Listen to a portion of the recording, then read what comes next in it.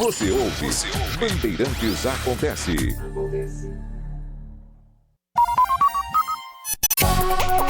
Saber, entender, compreender, conhecer, descobrir. Ouvir. Bandeirantes Acontece. Ana Rio, Rádio Bandeirantes, São Paulo. O Brasil está sendo atacado pelos Estados Unidos? Sim, pelos Estados Unidos. Não por Donald Trump especificamente. Donald Trump age com uma autoridade que lhe foi emprestada ao mandato. Ele não é o imperador japonês na Segunda Guerra Mundial, cuja palavra era tida como incontestável pelos súditos. Havia uma relação, pelo menos institucionalizada, ainda que não estivesse no coração de muitos, mas havia uma relação institucionalizada, aquilo que os calvinistas chamam de divinização da criatura. Havia uma divinização do imperador. Por isso, até com a Constituição imposta pelos Estados Unidos, depois da derrota japonesa, há essa dessacralização da figura do imperador.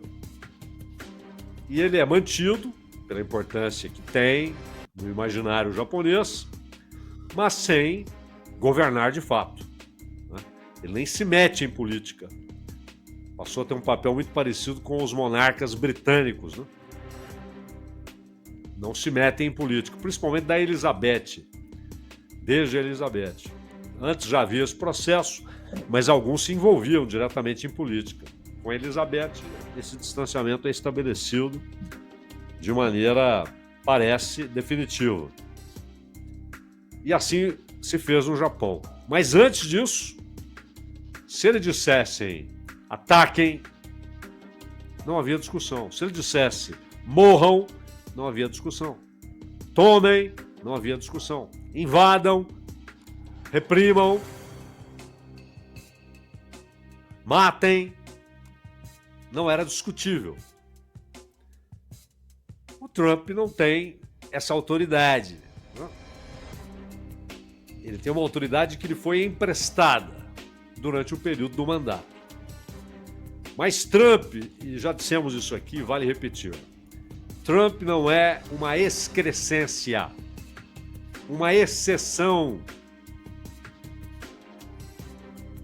E muita gente no Brasil, inclusive dentro do governo, gosta de usar essa imagem de 200 anos de uma relação harmônica,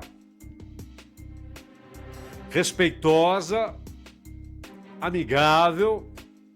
Quando eu digo respeitosa, é respeito mútuo, de reciprocidade, de interesses comuns.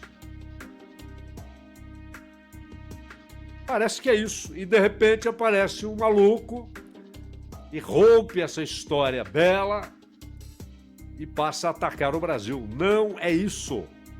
E não se pode enfrentar o que o Trump representa sem compreender o que o Trump representa. E não se pode entender, tem sido muito comum até líderes de outros países dizerem: o mundo está muito confuso. Isso tem sido muito repetido na Europa. O mundo está muito confuso. Não sabemos exatamente o rumo das coisas e está difícil, inclusive, definir o que está certo, o que não está. É uma confusão tola, porque ela deriva da incompreensão. O Trump está agindo não por ser um monarca absolutista, que ele não é, mas ele é um instrumento político. Ele tem os votos para representar interesses e ideias que não são do povo dos Estados Unidos, mas são daqueles que, de fato, governam os Estados Unidos e a maior parte do mundo. Grande, imenso capital corporativo, capital financeiro, a fusão do capital bancário com o capital industrial, que gera monopólios e gera imperialismo. Eu acho que agora muita gente deve estar pensando assim, é bom, porque escancara, né? Escancara.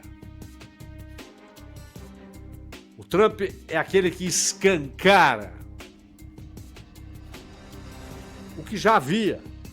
Havia com o Biden, com o Obama, com o Bush, com o Clinton, com o Bush pai, com o Reagan. Aquilo que Eisenhower chamou de complexo industrial militar, mas que era, na verdade, ainda um embrião do que existe hoje. O que existe hoje é muito maior, muito mais poderoso e com capacidade de determinar acontecimentos em qualquer canto do mundo. O que inclui derrubar governos, determinar resultado de eleições, provocar crises internas que parecem ser endógenas, parecem ter sido produzidas ali, mas não foram. Produzir crises financeiras que permitam uma espécie de readequação dos rumos da economia, que permitem que determinadas partes indesejadas sejam lançadas fora da plutocracia. É um poder imenso. Não é o Trump. O Trump é histriônico, é fanfarrão, falador, tem uma arrogância permanente em gestos e palavras. Mas ele não é o senhor do império. Mas eu dizia aqui que muita gente deve ter notado, ou deve ter se perguntado, pelo menos, nos últimos meses, pô, não é que esse papo de imperialismo é real? Mas claro, principalmente na imprensa, na academia, né? E no mundo político, ainda há aquela história bobinha, mas acham que é uma esperteza tremenda, né? Aquela história bobinha de que imperialismo é a invenção do Lenin. Não, o Lenin não inventou nem a palavra, nem o conceito. No século XIX, já havia autores burgueses que usavam a palavra imperialismo e com conotação positiva. Eles viam no imperialismo a grande saída para algumas contradições inevitáveis do capitalismo. É o imperialismo, é o imperialismo. Mas há um outro aspecto. Esses autores burgueses, alemães, ingleses, franceses, americanos, descobriram que o imperialismo não era uma decisão política. Não é o sejamos imperialistas. Né? Era uma decorrência inevitável do capitalismo. O capital produz o imperialismo como produz inevitavelmente o monopólio, os oligopólios, os cartéis, a institucionalização do controle, a tomada do poder que havia nos capitalistas da produção, que foram subjugados pelo capital financeiro, subjugados. Então, o que o Lenin fez foi identificar no imperialismo a etapa avançada do capitalismo e identificar os elementos que caracterizam o imperialismo. Aliás, a identificação desses elementos listados por Lenin mostra que a China corresponde a todos eles, não só os Estados Unidos, também a China, cujo modo de produção é capitalista. Há mais-valia relativa, há mais-valia absoluta, há capital e trabalho, há proprietário do excedente e o alienado da riqueza que produziu. E há também essa etapa do capitalismo, que chegou muito mais rápido na China, porque ela parte de um ponto muito mais alto, que é o imperialismo. Então, os Estados Unidos, hoje, voltam a ter um papel, como a China, como a Índia, como o Brasil, o papel de entidade nacional, que havia desaparecido na globalização, para o capital, do ponto de vista do capital. Porque a estrutura montada, que se ergueu, na verdade, no finalzinho da Segunda Guerra em diante, 44, a guerra termina em 45, em 44 você já tem a base, o fundamento para a construção do sistema internacional pós-Segunda Guerra. E é aí que nascem Fundo Monetário Internacional, Banco Mundial e a própria ONU, que não é apenas uma restauração da Liga das Nações. A ONU é diferente da Liga das Nações. E dois países emergem da Segunda Guerra como potências indiscutíveis: os Estados Unidos e a União Soviética. E a diferença militar que os Estados Unidos mostraram em 45, com as duas bombas sobre Hiroshima e 3 dias depois Nagasaki, 6 e 9 de agosto. Em 49, a União Soviética já mostra esse poderio e rapidamente mostra que já tinha a produção da bomba de hidrogênio. Então não havia mais dúvida. O mundo estava em um sistema com duas partes, dois polos. Um bloco comandado verticalmente pela União Soviética e um bloco comandado verticalmente pelos Estados Unidos. E pelo poderio de ambos, poderio bélico, a guerra foi fria. Houve tiroteios terceirizados. União Soviética e Estados Unidos se enfrentaram por intermédio de terceiros. E houve outras guerras. As guerras de libertação na África, né? Heróis que libertaram os países africanos do jugo europeu, embora muitos, depois da libertação, tenham voltado, só que aí informalmente, para o domínio europeu. Outros não. E na Ásia, além de guerras como entre Índia e Paquistão, e particularmente o conflito pela independência de Bangladesh, e tivemos guerras na África, guerra civil na Nigéria, muitas guerras, mas guerras localizadas. Mundialmente, todo mundo sabia, só haverá guerra se Estados Unidos e União Soviética se enfrentarem. Do contrário, não haverá guerra mundial. Os Estados Unidos estabeleceram total domínio sobre a Europa Ocidental, sobre a América do Sul, e fazeram o que bem entendia. E não foi só na América do Sul que assassinaram líderes políticos. Em Portugal, a Contra-Revolução Portuguesa foi dirigida pela CIA. A Contra-Revolução Portuguesa, que muitas vezes não é percebida. Parece que temos um ato contínuo desde 75. Não é verdade. Você tem em 74 os cravos e em 75 já há interrupção desse processo.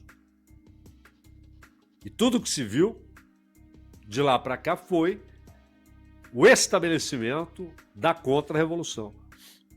E na América do Sul nem se fala. Derrubaram governantes, derrubaram democracias,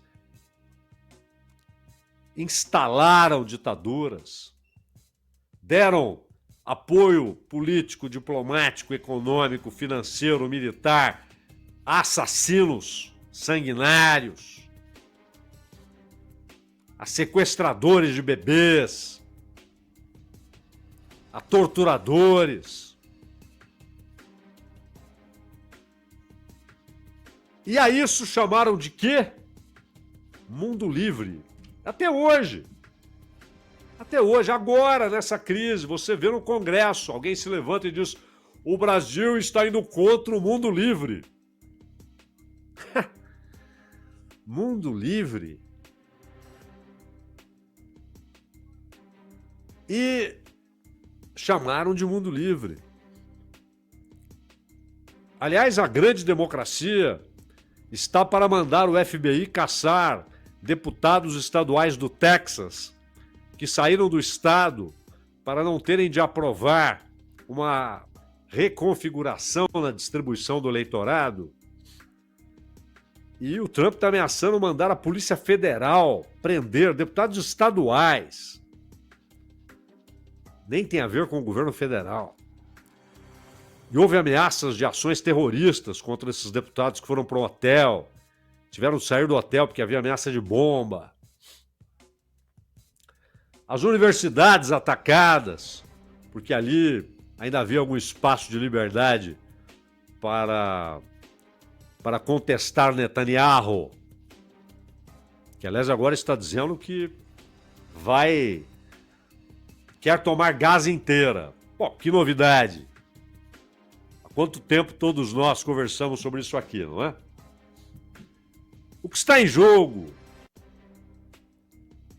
nas ações de Trump é um movimento do capital, um novo movimento.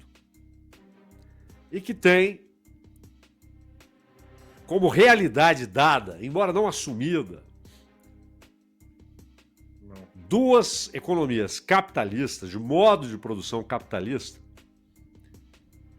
Uma que se mantém há tempos naquele estágio avançado do capitalismo, que é o imperialismo, e outra que já se estabeleceu também como parte desse estágio avançado que é o imperialismo, que é a China e os Estados Unidos, já estabelecidos há tempos. Já eram uma potência imperial, mas na Segunda Guerra Mundial, a Europa é colocada em posição vassala, aqueles que se curvaram a isso, e os Estados Unidos se tornaram a grande potência imperial. Com o fim da União Soviética, o colapso da União Soviética, havia a ideia de uma hegemonia incontestável, um domínio incontestável, global. Isso mudou com a China.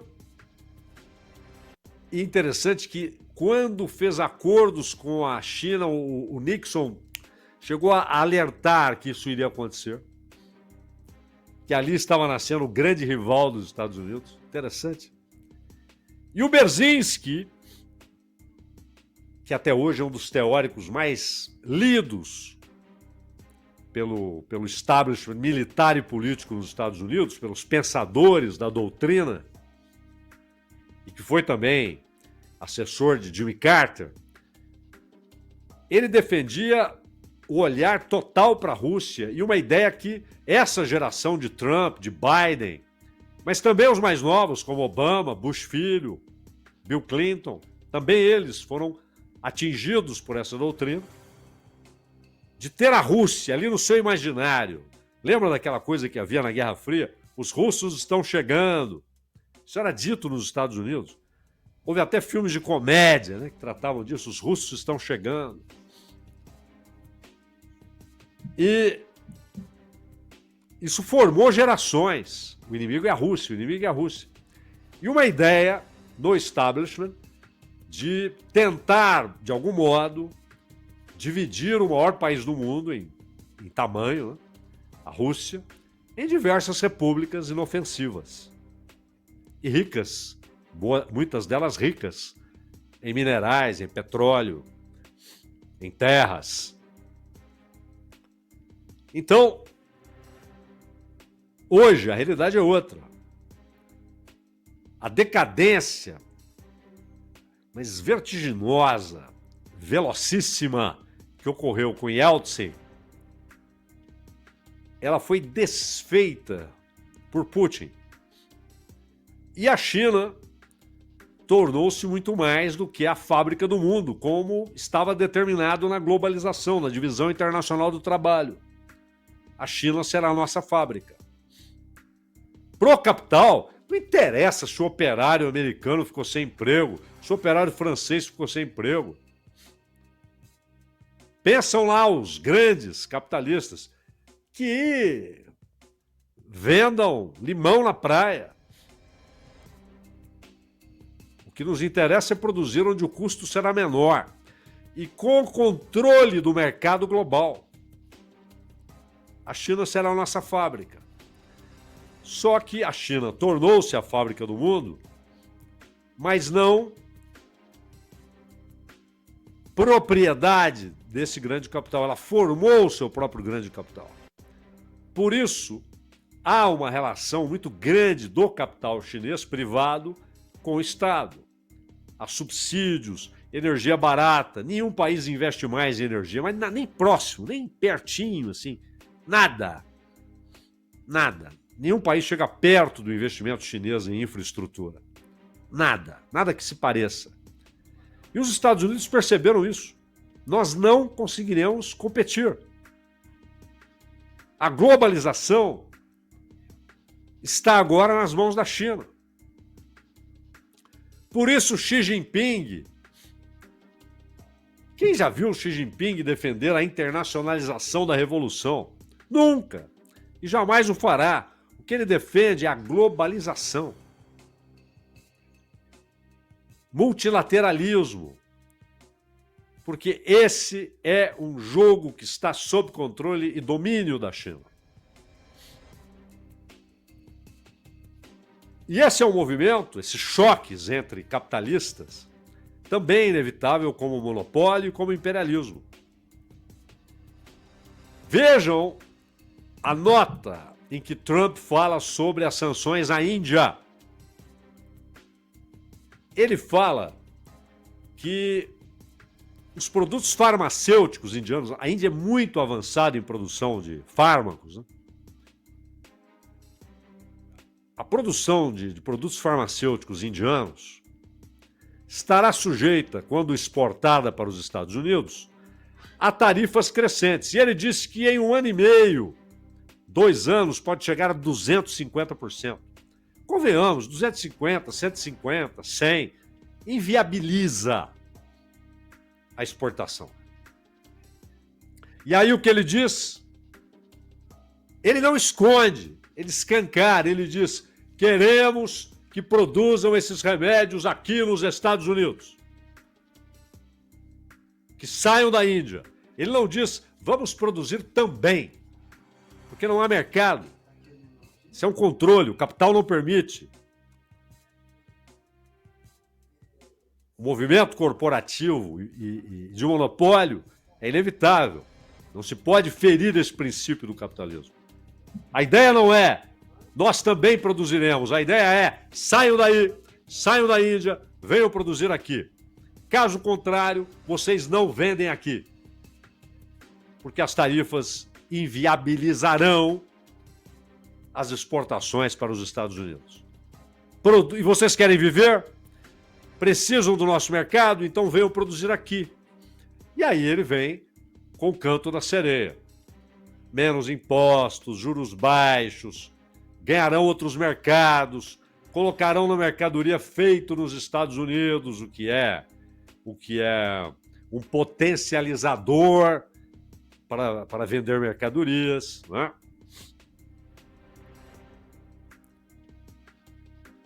Mas muitos idealizam, né, a China como contraponto ideológico. A economia socialista chinesa, a economia capitalista dos Estados Unidos. Não. O modo de produção na China é capitalista. E a China corresponde, nos seus movimentos, a todos aqueles pontos listados por Lenin como características do imperialismo, etapa superior do capitalismo. Inevitável.